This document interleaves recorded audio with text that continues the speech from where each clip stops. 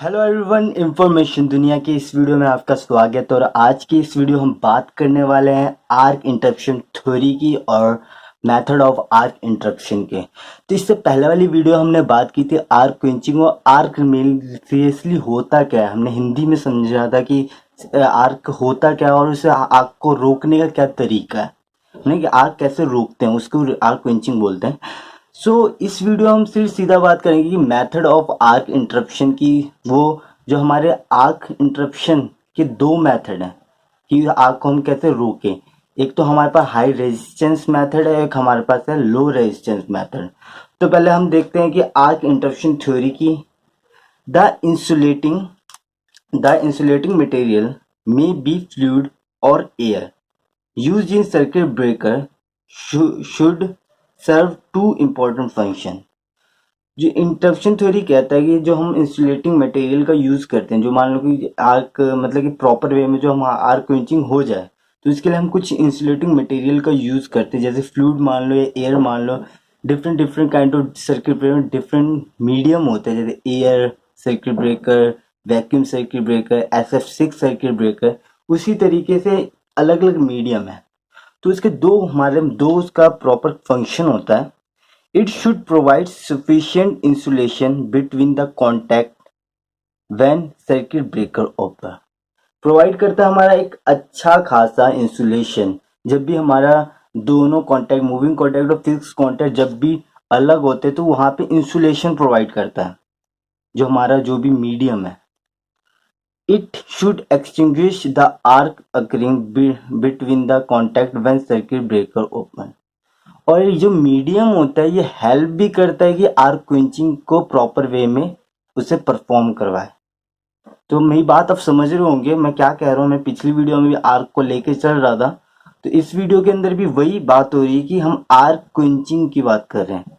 हाँ, जो arc quenching है वो हर circuit breaker, different circuit breaker के अंदर डिफरेंट मीडियम में अलग काम करता है। तो अब बात करते हैं method of arc interruption theory, या बोल सकते हैं। तो इसके दो मेथड, हाई रेजिस्टेंस मेथड और लो रेजिस्टेंस मेथड। तो हाई रेजिस्टेंस मेथड से ही पता चल रहा है इसके नाम से कि हाई रेजिस्टेंस। इफ हम जनरली एक सोचे, हम अगर रेजिस्टेंस को इंक्रीज कर दे कहीं पे भी, रेजिस्टेंस का इंक्रीज करना मतलब हमारे करंट के फ्लो को डिक्रीज करना। तो फॉर्मूले से ही देख ले, V इक्वल टू में IR, और इसको करंट के फॉर्म में निकालें तो V बाय में R। इफ मैं रेजिस्टेंस की वैल्यू इंक्रीज करूंगा तो मेरी करंट की वैल्यू डिक्रीज होगी, इन्वर्सली प्रोपोर्शनल। तो इसी कॉन्सेप्ट को मैंने हाई रेजिस्टेंस मेथड के अंदर यूज किया जाता है। ऊपर से जो एग्जाम पॉइंट ऑफ व्यू से हमें समझना है, तो हम इसके डेफिनेशन को देखते हैं। We can increase the electrical resistance many times to such a high value that it forces the current to reach to zero।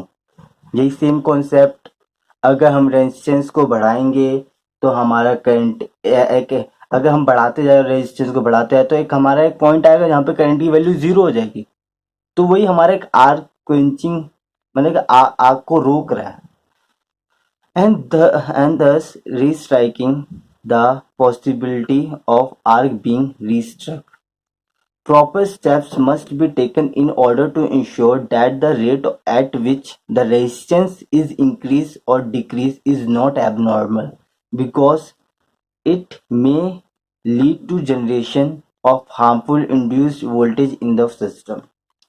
तो हमें पता चल रहा है कि यार रेजिस्टेंस तो चलो हम बढ़ा दिया, हम एक फिजिकल वैसे देखे थ्योरेटिकल कि हाँ यार रेजिस्टेंस की वैल्यू बढ़ा देंगे तो हमारा वो आर्क क्वेंचिंग प्रॉपर वे में हो जाएगा, हाँ इसके अकॉर्डिंग हाई रेजिस्टेंस के मेथड। बट एक फिजिकली देखा जाए, अगर हमारा कोई बड़ा सर्किट है हाई वोल्टेज वाला, हमारा एक पूरा जो वहाँ डिस्ट्रीब्यूशन ट्रांसमिशन में जो यूज़ किया जाता है, अगर मैं किसी भी पॉइंट में मैं रेजिस्टेंस की वैल्यू, फॉर एग्जांपल ये मेरा बहुत लॉन्ग डिस्टेंस में वो है, मैं ये ट्रांसमिशन लाइन है जो कि यहाँ पे पावर स्टेशन है, अगर मैं किसी भी पॉइंट में मैं रेजिस्टेंस की वैल्यू बहुत ज़्यादा बढ़ा दूँ या गिरा दूँ, डिक्रीज कर दूँ, तो यार ये कंडीशन यार बहुत खतरनाक है हमारे पूरे ट्रांसमिशन लाइन के लिए। इसके पावर फैक्टर पे इफेक्ट कर देगा, काफ़ी जगह पे इफ़ेक्ट कर सकता है। तो ये कोई एबनॉर्मल कंडीशन नहीं है, बहुत डेंजर है। तो इसके लिए काफ़ी मतलब प्रोटेक्शन यूज़ किया जाता है कि हाँ चलो मैं रेजिस्टेंस बढ़ाऊँ, पर स्टेप बाय स्टेप, मतलब कि ज़्यादा इफ़ेक्ट ना पड़े। तो यही बात इसमें लिखी हुई है। तो इसे ओवरकम करने के लिए मतलब आर्क क्वेंचिंग में तो हम या कूलिंग, कंप्रेसिंग, लेंथनिंग, लेंथ बढ़ा देंगे तो हमारा वही रेजिस्टेंस हमारा बढ़ जाएगा। तो इसकी लिमिटेशन ये है कि हाई रेजिस्टेंस मेथड की कि मैकेनिकल स्ट्रेंथ। इसी वजह से ये method mostly DC transmission line में यूज किया जाता है। This method is applied in DC power circuit breaker, sorry. तो हम सेकंड मेथड की बात करते हैं, low resistance method of current zero. तो डेफिनेशन देख लेते हैं। Low resistance method is applicable only for a arc circuit and it is possible there because of presence of natural zero of current.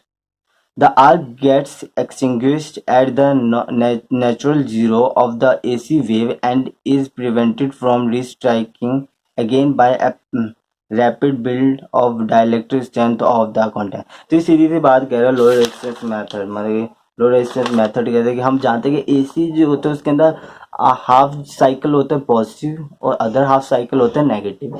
तो उसके अंदर जीरो एक point आता है जहाँ पे जीरो होता है। उसी टाइम एट अ टाइम हम क्या करते हैं, आर्क क्वेंचिंग या आर्क इंटरप्शन को परफॉर्म करते हैं। तो उसी को हम कहते हैं, उसी मेथड के अंदर यूज होता है लो रेजिस्टेंस मेथड। मोस्टली ये एसी सर्किट के अंदर यूज किया जाता है। आशा करता हूँ कि आपको हमारी वीडियो सही में पसंद आई हो। अगर पसंद आई तो यार प्लीज़ यार सब्सक्राइब कर देना, बिल्कुल भी सब्सक्राइबर नहीं है। अगर आपको बाकी हमारे सर्किट ब्रेकर के बारे में आपको जानना है, जैसे oil circuit breaker, air circuit breaker, SFC circuit breaker के बारे में जानना है, मतलब इसके ऊपर मैं वीडियो बना दूंगा अगर आप सजेस्ट करेंगे तो। Thank you so much.